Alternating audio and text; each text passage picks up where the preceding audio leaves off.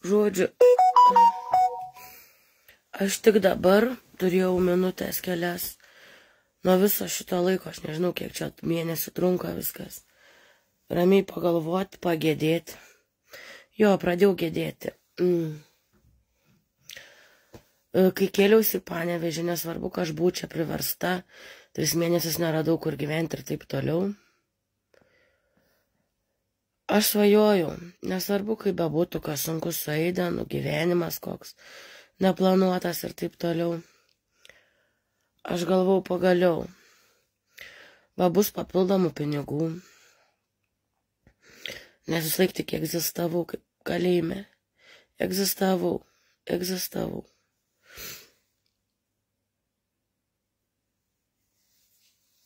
Kad pagaliau būdama 33 metų gyvensiu kažkiek normalų gyvenimą.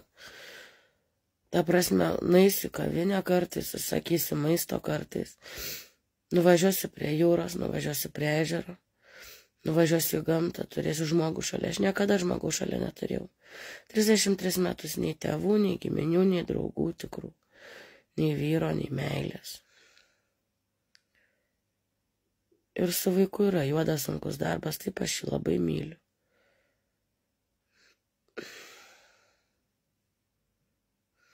Bet mano gyvenime niekada džiaugsmo nebuvo.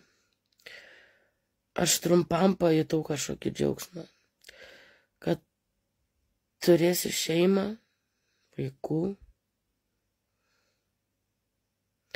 kažkiek normalų gyvenimą, kažkiek laimės.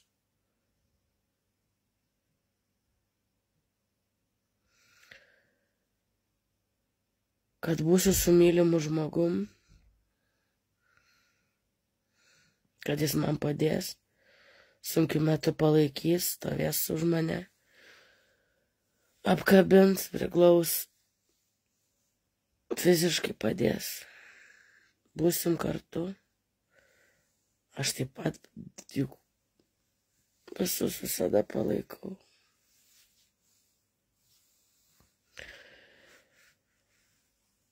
Ir vakam baigės. Ne tik išdavė, ne tik nusiplovė, ne tik pakišo. Čia žodžiais neapsakomas skausmas.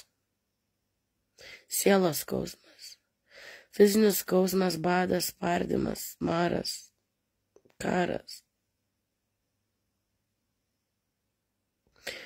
Yra nepalyginamai sielos skausmas.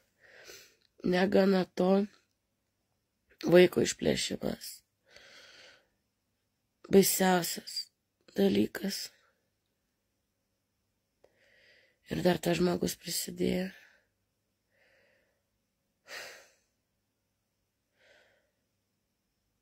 Nekalbu apie tai, kad pirmą kartą per 33 metus nusipirkau drabužį, kuris man patinka, kuris tinka, kurio noriu.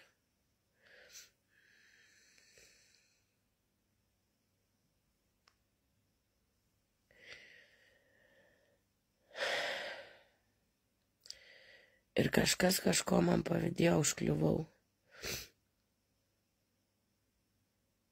Aš visą gyvenimą gyvenau pragare. Aš nekalbu apie tos elementarius daiktus, išėjimus, maistą. Apie žmogiškumą, apie tėvus, apie šeimą, apie visą gyvenimą grūmiausi. Dėl išgyvenimo. Dėl to, kas visiems savaime suprantama. Aš visą gyvenimą klausiau Dievo, kodėl, už ką ne taip darau, ką man dar padaryti. Nebuvo kada pagėdėti.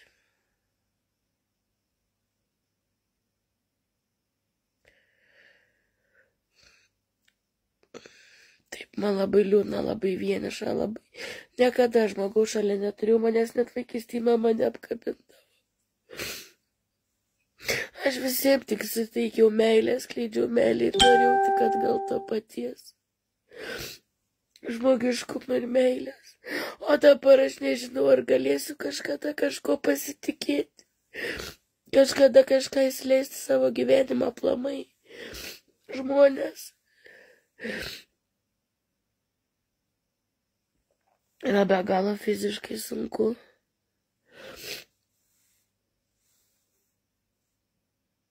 Jie visi kaip sako, aš nesuprantu, kaip tu dar darai, kaip tu stovi, kaip tu ką. Aš ir nesuprantu. Aš ir. Vadinasi, taip turi būti. Tai man yra skydliaukės problemas, autoimuninis tiroiditas. Mane susinervinus maugė. Aš nesusinervinus. Dabar aš tik gedžiu savo svajonių, savo lūkesčių, savo pastangų. Tokių paprastų, atrodo, tokių paprastų.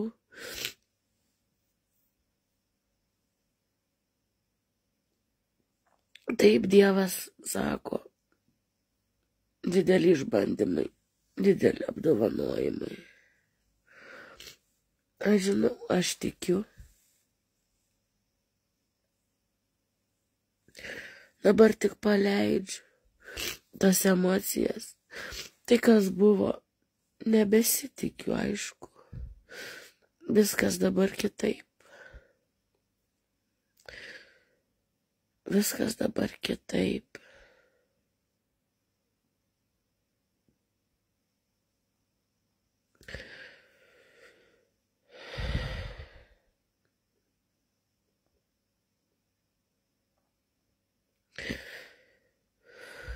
Nei tas maistas man teikia malonumą. Aš tų drabužių net nebuvo apsimovus, kur nusipirkau rugsėjo pradžiai, nei tų batų. Gavau pasipuošti eiti.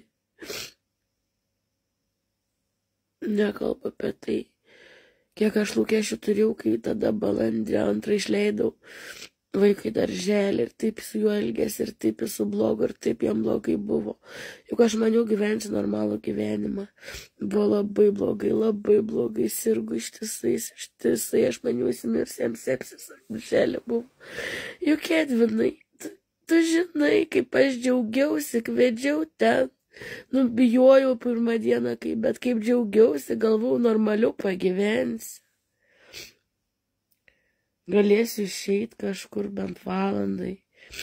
Galėsiu dirbti su savo tom kortom, daryti tiktokus, juk planavau užsidirbti iš maisto, iš kortų. Rodyti, kaip gaminu, kaip metu. Paprasčiausiai.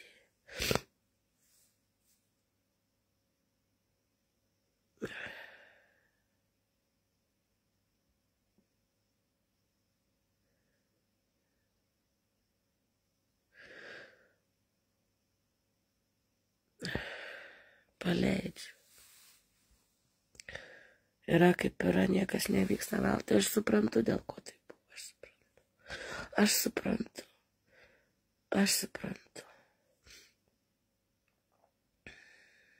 Aš tikiu, aš visuomet tikėsiu. Aš niekada nepasiduodu. Aš tokia gimiau.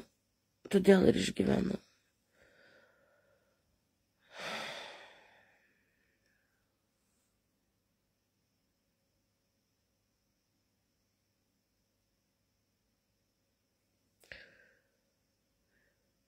Visą gyvenimą netikėjau Dievu, pradėjau tikėti tik tai Skaidenas gimė.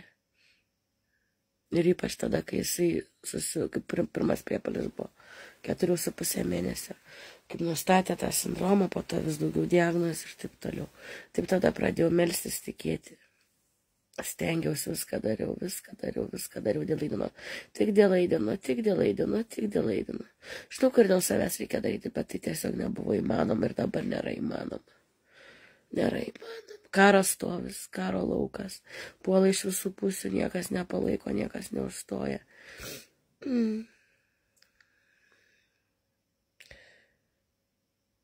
Grinai, kaip ta Marija, ar ką ten užmėtė, tai akmenim. Dar perslydims, aš